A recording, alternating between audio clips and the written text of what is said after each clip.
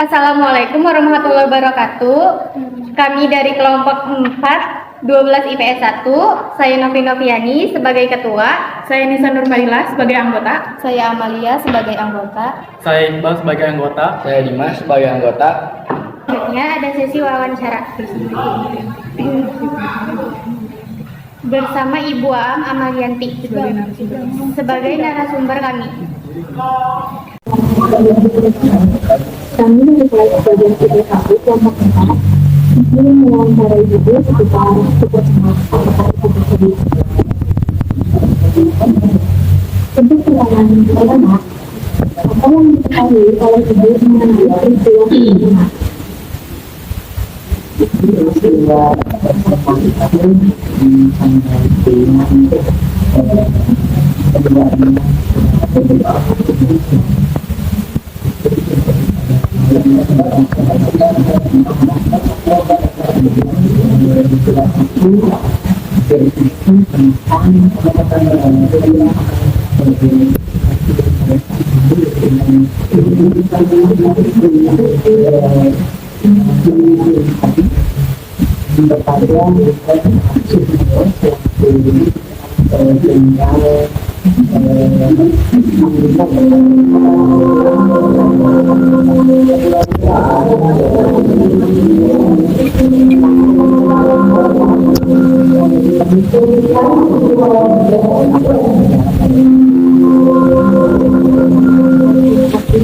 Untuk pertanyaan kedua, mengapa Super Semar memiliki arti tersebut dalam sejarah bangsa Indonesia?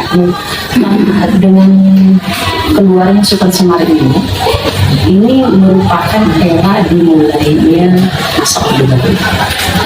Jadi pada saat itu situasi negara itu kan kurang begitu baik.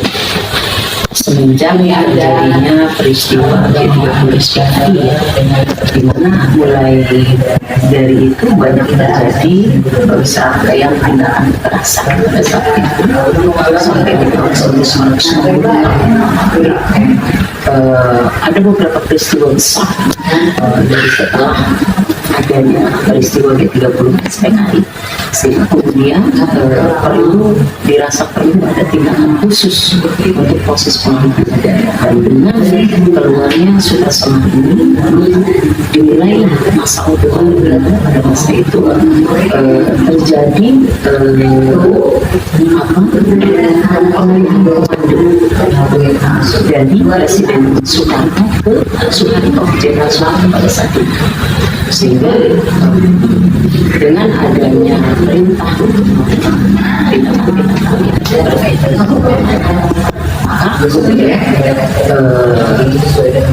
secara tidak langsung mulai terkikis kekuasaan presiden pada saat itu. Dari itu kemudian muncul yang disebut adalah. Terima kasih. Pertanyaan selanjutnya adalah bagaimana kronologi dari peristiwa Super Semar yang diketahui oleh Ibu? Kronologinya ya seperti tadi dikatakan bahwa situasi negara pada saat itu kurang, sehingga beberapa jenderal pada saat itu kemudian yang dikomandoi oleh Soekarno agar berbagai tindak perusahaan yang terjadi itu bisa segera terselesaikan, sehingga kemudian ada 3 jenderal yang diutus oleh Jenderal Soekarno pada saat itu untuk menghadap kepada Presiden Soekarno, yakni Adalah Yusuf, kemudian Basuki Rahmat, dan satu lagi saya namanya itu ada 3 jenderal yang diperintahkan untuk menemui Soekarno di sana Presiden. Dan pada saat itu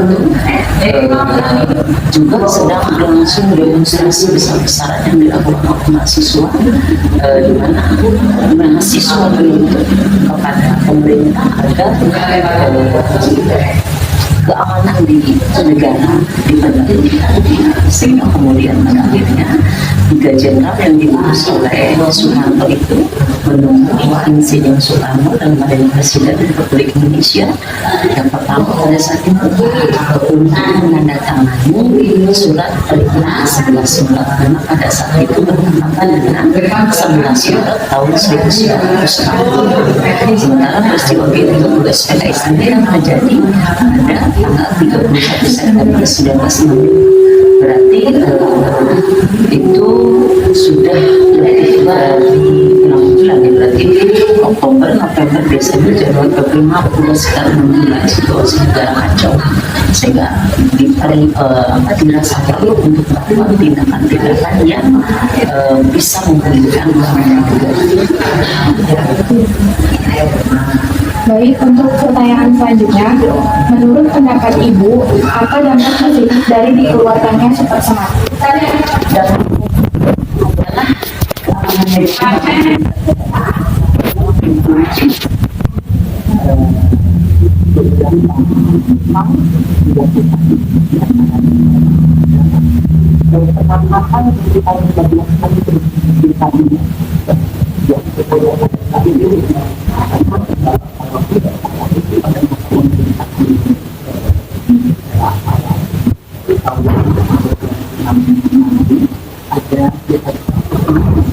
Dan ada 15 pintu yang diundak terhadap komisi, sehingga kemudian ditangkap. Kemudian yang kedua adalah diadakannya penanganan terhadap media, dari pengontrolan terhadap media. Jadi media pada saat itu dikontrol oleh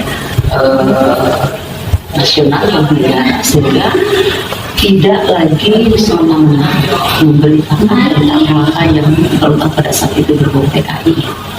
Kemudian yang ketiga adalah penyebaran Cakrawirawa. Apa itu Cakrawirawa? Cakrawirawa ini sebenarnya pada awalnya merupakan pasukan Kostrad, Komando Strategi Angkatan Darat, tetapi pada perkembangan selanjutnya pasukan ini kemudian didominasi oleh sehingga perlu untuk dibubarkan.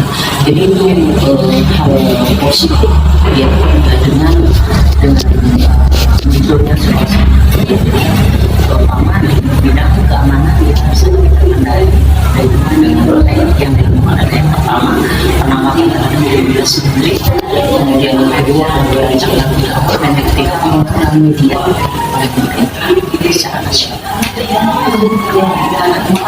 Untuk pertanyaan terakhir, menurut Ibu, apa dampak negatif dari dikeluarkannya Super Semar?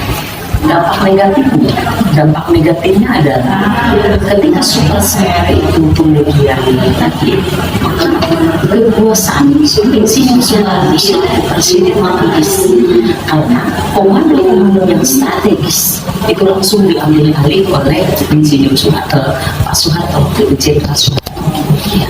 Oleh Jenderal Soeharto diambil alih dengan dalih memegang tadi surat perintah 11 Maret. Kemudian selain terjadi terkikisnya kekuasaan Presiden Soekarno, juga ada kecenderungan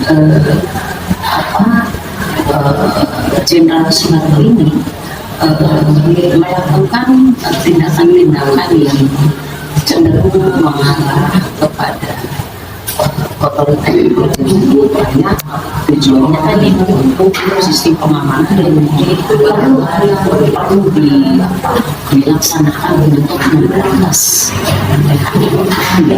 Jadi kan waktu itu kan PKI berkembang besar. Jadi memang sisi positif dan negatif itu selalu bersama. Tapi dalam hal ini dari segi Soeharto sendiri, Jenderal Soeharto tidak mengarah ke otoriter, dan dari segi Presiden Insinyur Soekarno sendiri dia kehilangan kekuasaannya kan terkikis. Kenapa dikatakan terkikis? Karena beberapa hal-hal yang berkaitan dengan strategi pengaturan keamanan negara dan lain-lain itu diambil oleh Soeharto ya, selaku Pangkop Kamtib, ya, Panglima Komando Keamanan dan Ketertiban Negara. Ada lagi. Ya, barangkali hanya sekian yang bisa saya sampaikan. Adapun kurang dan lebihnya adik-adik bisa menggali, ya, bisa menggali dari sumber yang lain. Karena tentang asal mungkin saya tidak bisa berbicara terlalu banyak. Baik Bu, terima kasih karena telah meluangkan waktunya demi menjawab pertanyaan dari kami. Sekian dari kami, kurang lebihnya mohon maaf. Assalamualaikum warahmatullahi wabarakatuh. Waalaikumsalam warahmatullahi wabarakatuh.